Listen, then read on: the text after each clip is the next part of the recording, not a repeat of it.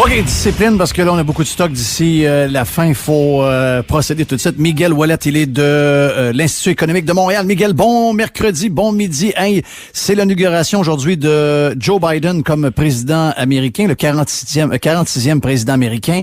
Beaucoup d'augmentations, beaucoup de changements. Entre autres, les impôts vont augmenter de beaucoup pour beaucoup de monde. Drôle de début. C'est le genre de choses qu'on veut pas entendre, mais malheureusement, il y aura des augmentations d'impôts pour les Américains. Et il y aura également, pour les Canadiens, des conséquences. Entre autres, le gros projet Keystone XL serait arrêté déjà sur le champ. De ce qu'on comprend, la compagnie qui développe le projet de pipeline aurait déjà arrêté aujourd'hui de son projet qui permettait aux Canadiens de transporter plus de pétrole vers les États-Unis.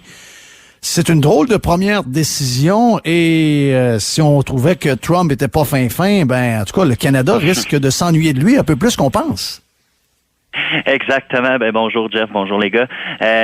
En fait, le move de Biden, selon moi, c'est purement politique et idéologique de mettre fin au projet de Keystone XL.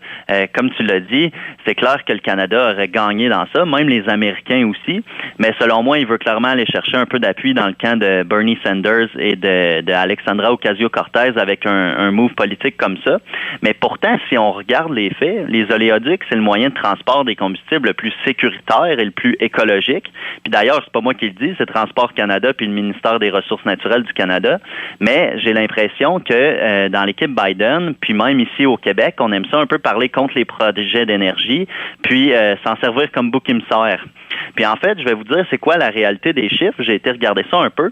Chaque année au Canada, c'est 99,999% du pétrole transporté par pipeline qu'il est transporté de façon parfaitement sécuritaire. Donc, ça veut dire que c'est 1,5 milliard de barils qui est transporté sans danger par année. C'est beaucoup. Puis de toute cette quantité de combustible transporté-là, c'est l'équivalent approximatif de seulement 2 wagons-citernes par année qui se déversent par les oléoducs au Canada. Donc, je pense que c'est un peu différent de ce qu'on entend là, parfois dans les médias puis dans certains groupes de pression. Hein. Mais qu'est-ce qui... on lit les différents commentaires dans les sites web canadiens, anglais, québécois, on le sait, là, les Québécois ont été... je sais pas là, qui les a guidés là-dedans, là, mais les Québécois n'aiment pas les... Pourtant, on a eu une explosion d'un train ici. S'il y a des gens qui devraient être contre les pipelines, pour les pipelines, c'est nous. Mais même les Canadiens anglais, on lit en bas des articles de la CBC ou de d'autres médias canadiens.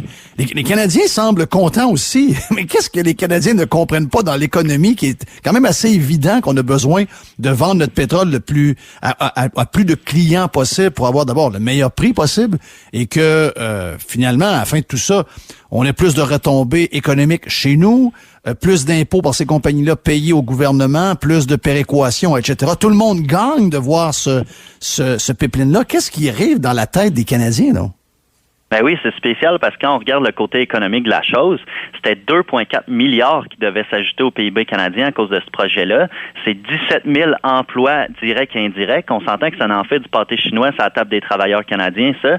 Mais on dirait qu'au final, on s'y oppose. Puis, j'ai l'impression qu'il y a une bonne tranche de la population qui se dit, en fait, c'est qu'on veut se tourner vers les énergies vertes. On n'a plus besoin de pétrole. Mais qu'on le veuille ou non, demain, nos ordinateurs, nos cellulaires, nos chars vont encore avoir besoin de pétrole. Fait que pourquoi pas le produire ici, puis le transporter à l'aide de moyens sécuritaires, comme le pipeline, à la place de l'importer, disons, de l'Arabie Saoudite. Tu sais, il faut garder ça en tête.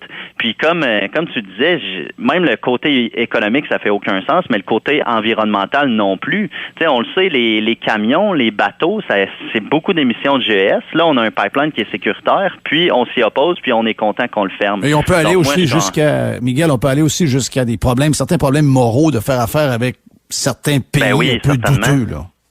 Ben oui, on s'entend qu'au Canada, nos travailleurs, surtout dans le secteur du oil and gas, sont très bien payés. Ça emploie beaucoup aussi de communautés autochtones en Alberta. On n'en parle pas beaucoup, mais eux autres sont très contents quand il y a des projets comme ça. Mais malheureusement, maintenant, on se réjouit de la fermeture de ce projet-là, alors qu'économiquement, ça aurait été une très bonne chose. Est-ce que tu penses que Biden fait ça au début, puis que finalement, ça va comme repartir sous une autre forme dans quelques mois? Y a-t-il une pièce de théâtre là-dedans? Ben, ça a quand même été une de ses promesses, donc ça m'étonnerait que ça reparte ensuite. C'est sûr, j'ai pas une boule de cristal, là, mais j'ai l'impression que non, c'est mort présentement. Mais c'est sûr que Justin Trudeau devrait mettre tout en son pouvoir pour essayer d'inciter Biden à faire marche arrière, mais comme tu dis, ça m'étonnerait vraiment. Puis de toute façon, comme on dit, on peut amener le cheval au lac, mais on peut pas le forcer à boire, là. Fait qu'il peut pas vraiment forcer Biden à aller de l'avant avec des projets comme ça. Fait que ça serait étonnant que ça fonctionne. On revient au Québec maintenant. Beaucoup de déficits, une économie complètement au ralenti. Hier, on apprenait que les employés de Costco, même maintenant, les employés de Costco sont remerciés. On est rendu jusque-là pour te dire comment on entend beaucoup d'histoires dans beaucoup de services, etc. Donc, manque à gagner des gouvernements pour toutes sortes de raisons. Grosses dépenses à pu finir. Énorme déficit de 15 milliards pendant la pandémie pour le gouvernement du Québec. 15 milliards pour le Québec. C'est énorme. Qu'est-ce qu'on va devoir faire? Ben effectivement, 15 milliards de déficit pendant la pandémie, c'est énorme. Ça veut dire qu'éventuellement, il faut soit augmenter les impôts, soit réduire les dépenses. Puis on s'entend que la marge de manœuvre est plutôt du côté des dépenses. On est déjà parmi les plus taxés au monde. Donc le gouvernement doit mettre en place, selon moi, un comité de révision des dépenses qui est mené par le politique, mais aussi par les fonctionnaires. Donc c'est un processus que le gouvernement Harper avait mis suite à la crise de 2008. Donc c'est un comité qui dit à chacun des ministères, tu dois couper 5 à 10 de tes dépenses pour l'exercice fiscal. Puis en fait, ce comité-là, sous Harper, avait généré des économies permanentes de plus de 5 milliards de dollars.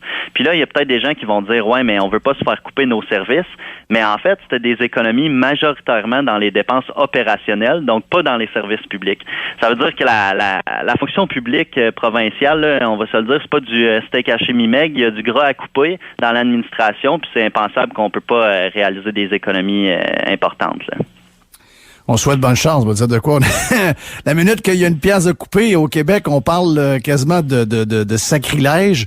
C'était quoi la dernière expression qu'on utilisait sur les libéraux alors qu'il n'y avait pas eu un budget de coupé? On disait qu'il y avait eu une austérité libérale. Austérité, c'est ça, exactement. Alors qu'il n'y a pas une poste qui a été coupée, il n'y a pas une dépense qui a été coupée, c'était juste l'augmentation des dépenses qui était diminuée, puis ça broyait dans les journaux, ça broyait tout partout. S'il y a vraiment des coupes pour vrai, je pense qu'il y en a qui vont mourir d'une crise de cœur, là. Ouais, non, ça c'est certain, mais exact. Puis dans les dépenses opérationnelles, je pense que, comme je disais, il y a du gras à couper. Puis heureusement, par contre, le gouvernement de la CAQ, avant la pandémie, il a fait attention aux finances publiques. Hein. On a eu des surplus budgétaires. C'est assez différent de la situation au fédéral où c'était des déficits après déficits, même en croissance économique. Puis je crois que présentement, le gouvernement veut renouer avec l'équilibre budgétaire, puis cherche des moyens de le faire. Puis je pense que justement, du côté des dépenses, c'est là qu'il faut regarder, là. Moi, j'aime beaucoup ton optimisme. J'ai l'impression qu'on va sauter bien plus dans les taxes, des impôts, dans des on va augmenter des coûts de toutes sortes de patentes. J'ai comme l'impression qu'on va y aller pour le facile. Dernier point, aujourd'hui, Miguel, on y va avec le Canada et le Québec. La vaccination, on nous fait croire que ça va bien, mais quand on se compare avec d'autres pays, ça va pas bien pour tout. Non, exactement. Et puis on le voyait en Israël, là, qui ont vacciné 1 million de personnes. Puis on s'entend au Québec, on est à peu près ça, 8 millions, comme en Israël, qui sont à peu près 8-9 millions. Donc on n'est pas au même niveau qu'eux. Puis en fait, je pense qu'au Canada, on a mis un peu tous nos œufs dans le même panier. Parce que il y a quelques jours à peine, le gouvernement se félicitait d'avoir signé une nouvelle entente avec Pfizer plutôt que de se tourner vers Moderna. Puis là, on le sait, on va pas recevoir aucune dose de Pfizer pendant un mois. Donc je pense qu'il y a un gros problème de gestion par rapport à la vaccination. Puis aussi, il y a les pharmaciens présentement au Québec puis au Canada qui disent, nous, on veut vacciner les gens, mais ils semblent ignorés par nos gouvernements. Donc, je pense qu'il faut trouver des solutions assez rapidement. Puis, c'est pas mettre tous les œufs dans le même panier qui va régler la situation, là. Mais il y a quelque chose qu'on a fait, tu sais, on regarde le pourcentage. Et là, dans un mois, ça va être l'enfer. Si jamais on est un mois sans vacciner, comment on va faire pour se sortir de cette crise-là si tout le monde se vaccine partout, puis que nous autres, on n'en a pas?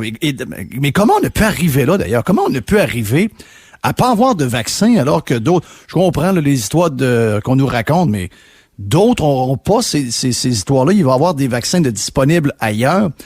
Qu'est-ce que ça cache, cette histoire-là?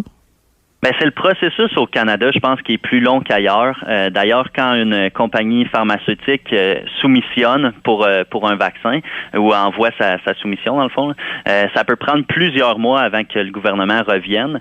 Fait que ça, je pense que c'est un problème présentement pendant la pandémie. C'est sûr qu'il y a eu quand même de bonnes améliorations, mais clairement, contrairement à nos compétiteurs internationaux, on fait moins bien. Puis je pense que le gouvernement là devrait se regarder dans le miroir puis dire, bon, il faut vacciner les gens. Puis on le sait, même au Québec avec les tests, il y a encore des tests rapides qui sont dans le storage, dans les entrepôts.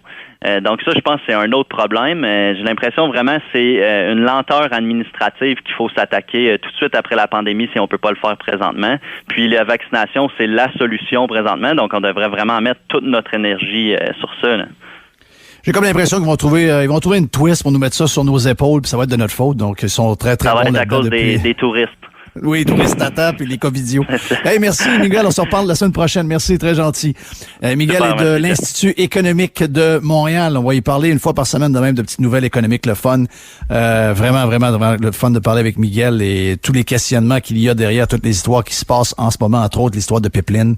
C'est une triste nouvelle pour le Canada. C'est une triste nouvelle et ça semble être célébré par beaucoup de Canadiens. On est incroyable. On tire dans notre propre chaloupe et on se fait un party. On est vraiment du monde. On est un peu douteux à l'occasion. Hey, la pause, on vient dans un instant. Vous êtes sur Radio X. Jeff. Radio X.